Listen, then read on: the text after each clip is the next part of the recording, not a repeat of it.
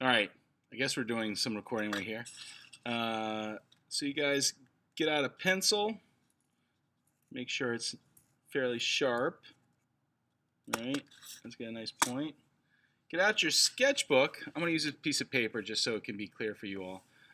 Turn your sketchbook uh, horizontally. Okay. We're going to do head measurements today.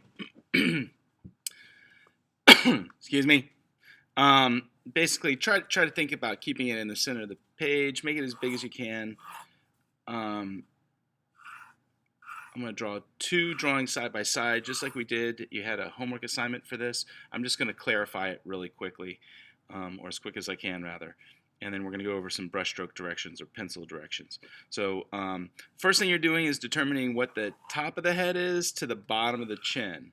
That's going to be the size of the head of your drawing, right? So from there, I'm going to say, okay, I'm just so I can keep everything sort of separated and keep my spacing, I'm just going to draw this guideline that's going to separate one drawing from the next. And then halfway, maybe even halfway between this, I'm going to draw a line like this. So this is going to be the top of my head. That's going to be the bottom of the chin. So I like to draw, hopefully this stays in focus. Focus. There we go. So draw the little hash marks like that. All right, so estimate, oops, I'm going to say that's the half. Halfway, I'm going to draw a line, a guideline all the way across. That's about halfway. And halfway is sort of where, the bottom of the eyes are. So I'm going to say the head is basically 5 eyes wide. So here is one sort of estimate that you have to sort of figure out. Maybe it's like that size for the width of an eye. Maybe that's, so now I'm just going to go out from the center. Maybe a little bit bigger. Now these are all, maybe we should put at the top, general head measurements.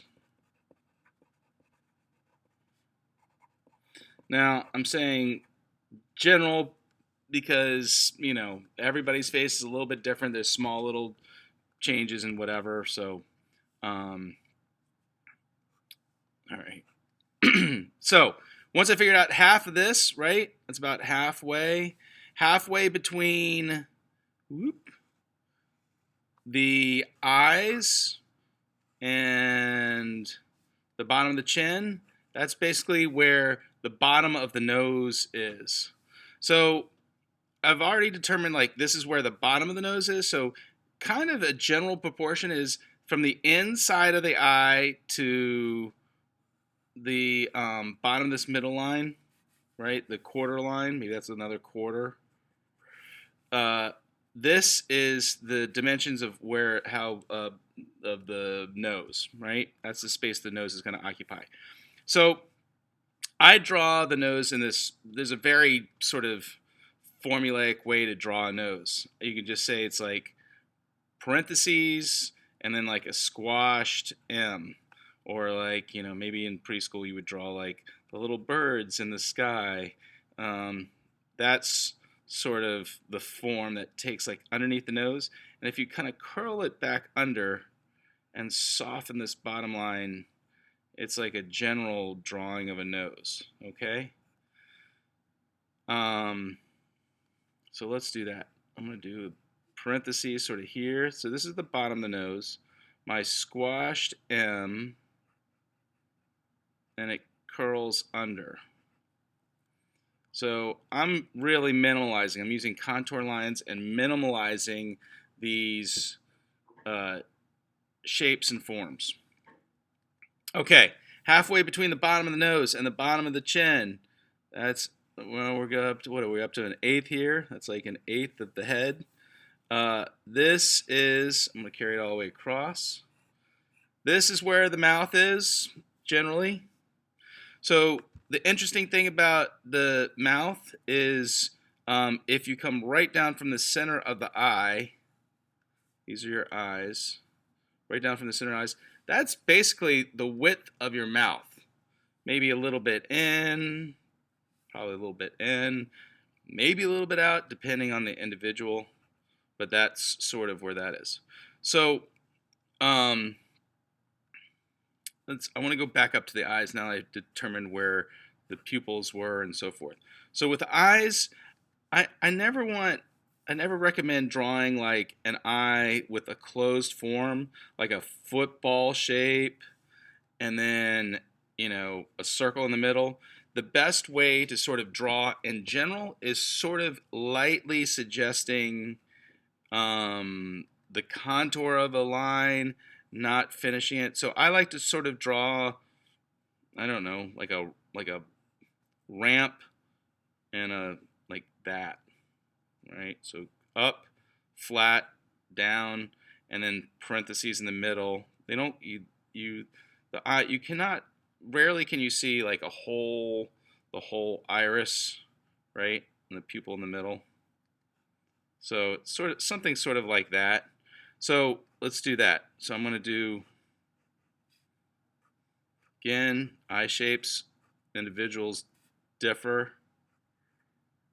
but it's just a good general way to sort of lock down something. And then from here, if you would go and you would like look carefully, but you want to know that like, oh, if my eyes are up here, I'm off, more than likely. If my nose is like up here or down here, or, you can sort of see, immediately recognize that something's off. All right, let's go back to the mouth. So the mouth, same thing. I don't want you guys to draw like closed forms like that.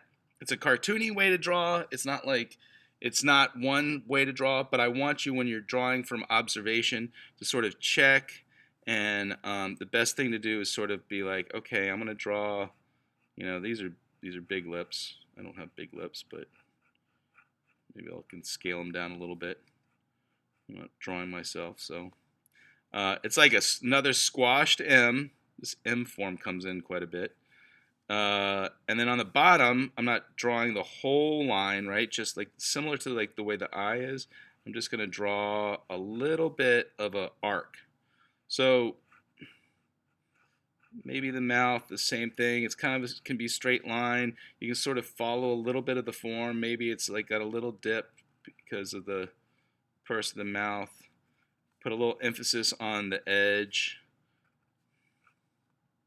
All right, so here's the bottom of the chin. So in between the mouth and the bottom of the chin, there's going to be the shape for the chin. This is a profile. You'll be able to see it more clearly when I draw the profile over here. All right, so I determined that this is this face is 1, 2, 3. All right, well, I say 1, 2, 3, 4, 5 eyes wide. So I can say that's approximately the width of the head.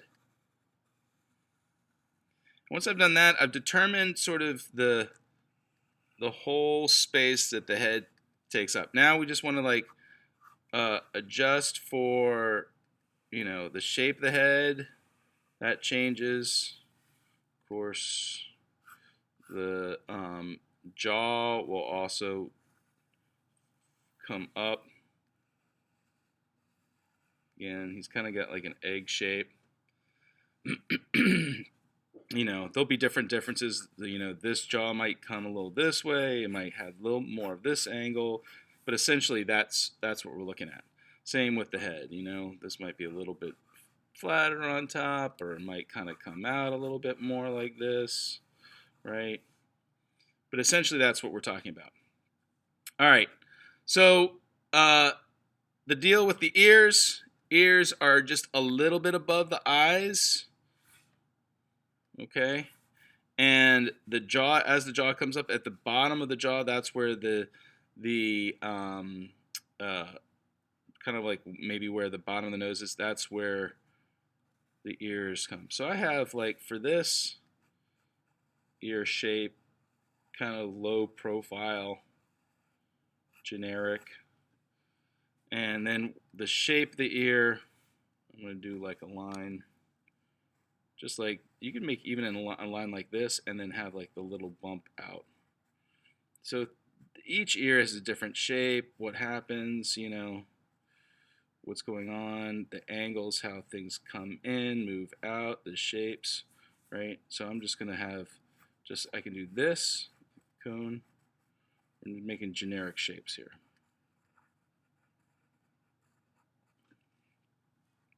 All right. Now the neck, we're sort of like splitting. This will be varied, but basically it has to be inset from the jaw. So I'm just going to continue a little bit and suggest a neck. Shoulders are also about right there. Okay. All right. I want to move over to the profile really quickly before I get into talking about the brush direction. So the next thing is you can transfer all of these lines over. Basically, you're dealing with the same sort of width. It's almost the profile of the head is like basically a square. Halfway between that, let's just sort of like make some general guidelines. Halfway between this, if we're going to say this is the halfway mark.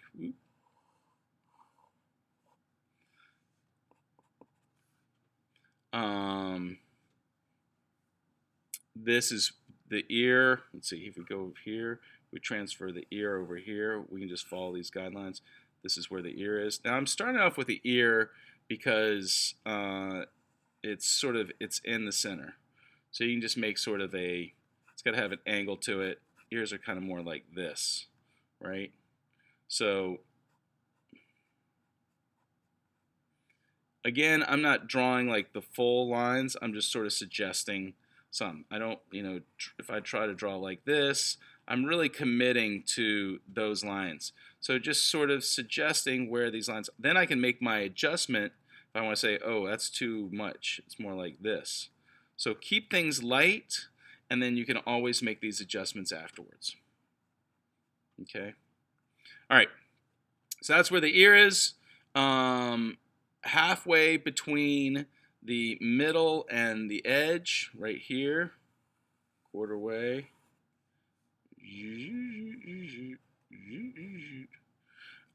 Halfway there is the edge of the eye.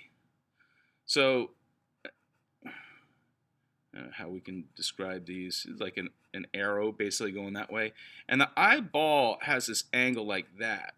So I'm sort of emphasizing that for you guys, but that's sort of what we're looking at.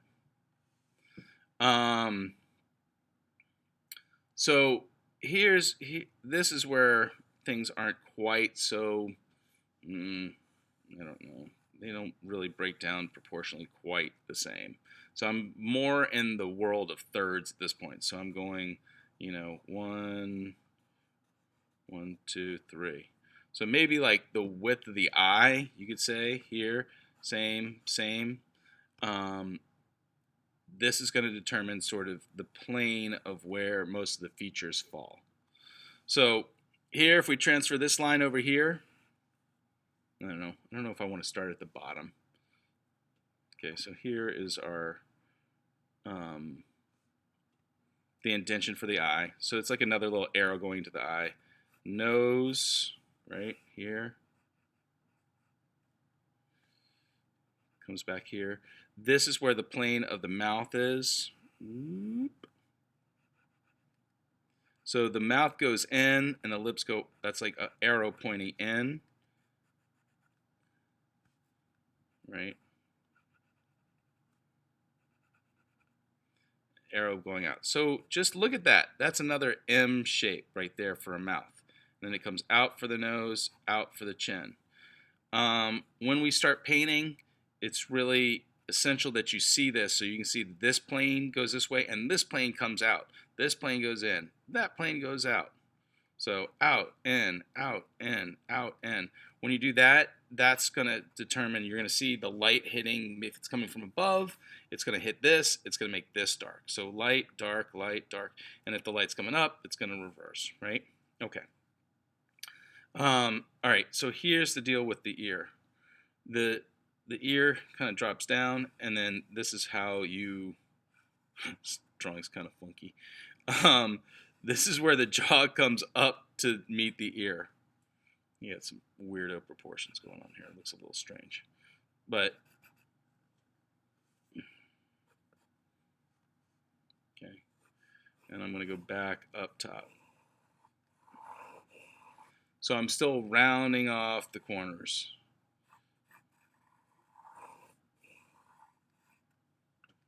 Okay, so just a couple mystic, here, I'm going to start in here. Do the nose hole.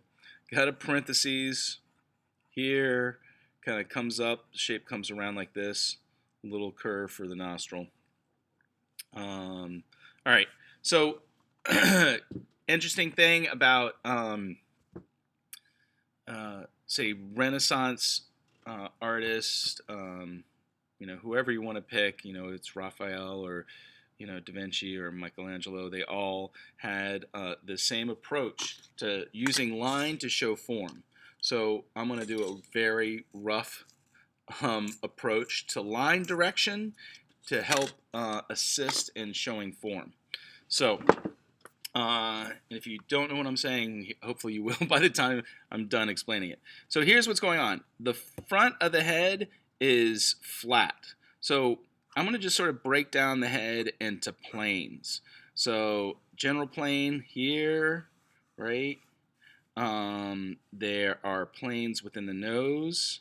So there's one that comes down like this. These are very general. Okay. Another one that comes down here, the side, that's the nose sort of turning. Sometimes you can even use some things like this are speaking more about the anatomy. So this is the eyeball and the flesh that covers the eyeball, and then you get down to a bone. And so I'm going to just sort of, sometimes it has to do, in fact, always it has to do with anatomy, because that's how the form, what's happening is the form is following the anatomy, right? It's following the skeleton, that's the foundation, and then you have musculature over top, or cartilage, or just flesh in some areas. So these are the things that create the form for, you know, that when the light hits it, it starts to show dimension. All right, so another plane change here, another plane change here. So this goes up and down and up and down. It sort of follows this. So I'm marking out, it's like a color by number sort of thing. The lips are separate. This comes down.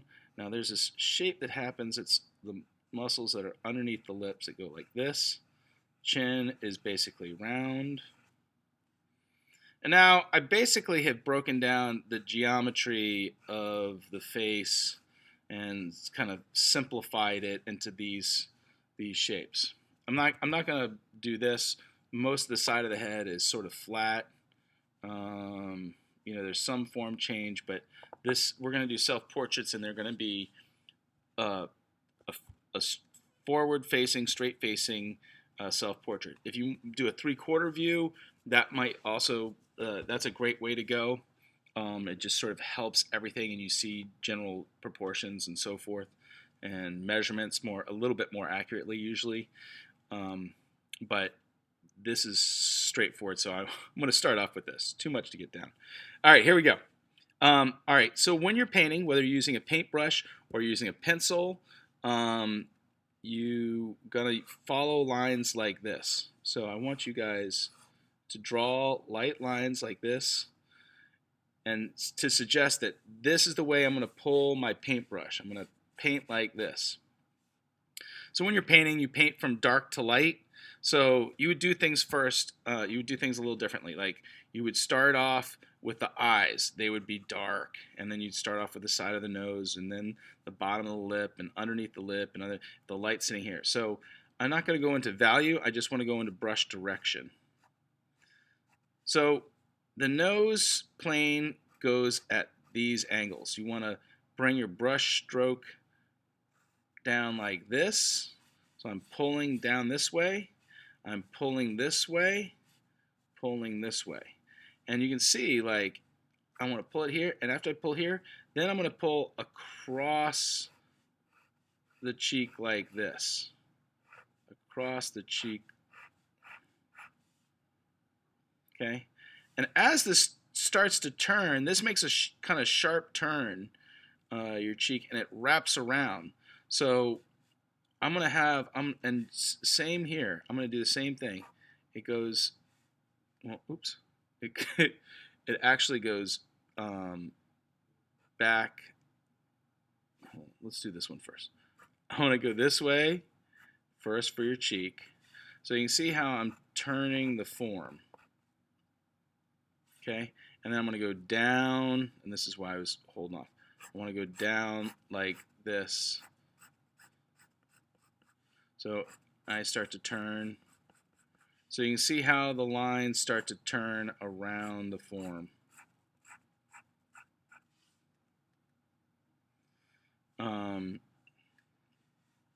So the head can change, because if you have hair, or if you're bald, yay, bald, it's going to change the form. All right. So underneath the lip, it curves this way. So I'm a little bit hesitant in showing you all of this, because I'm being very, geometric, right? These are not really straight lines. The form will sort of like come like this. It'll come down. It'll wrap around. It'll do this. So, and you can see how it's sort of smoothing out right now. And depending on what's going on, I can have some lines. So if you're drawing, and I'm drawing very heavy, you can see how this has transitioned to this, and how much smoother it is. If you're looking at a Da Vinci, it's going to be so light. The lines are sort of like feathery, right? And that's even heavier. And as they change, they sort of go around the form. So, and a value might build up, and then that would be the shape. That would be sort of the turn that would be happening there. All right. So with the mouth, you're still following the same directions at the top of the lip. Going this way, going this way, going this way. Going this way? Yes. Oh, care for a ride? Sorry. All right, here we go. All right, so the lips, center, moving out from the center, getting down, going this way. How many of you guys just repeated getting down? Getting down, going this way. Nobody's repeating. Nobody's saying it. All right, that's fine. What do I know? I can't tell. You guys are watching. You're not in the room with me now. All right, so I'm adding these little lines in here. It helps show a plane change. Okay. Neck, just going around the side. So you can see how like the lines are sort of wrapping around the edge. There's an Adam apple. There's musculature here. Anytime there's a turn, I can sharpen that edge like this. I can also going around. So this also is a factor. Like if the light is coming from above, the nose is going to be light. Everything away from the lightest parts, and the plane changes, gets darker. So like there would be a cast shadow if the light was coming here, and that's basically it. Okay. If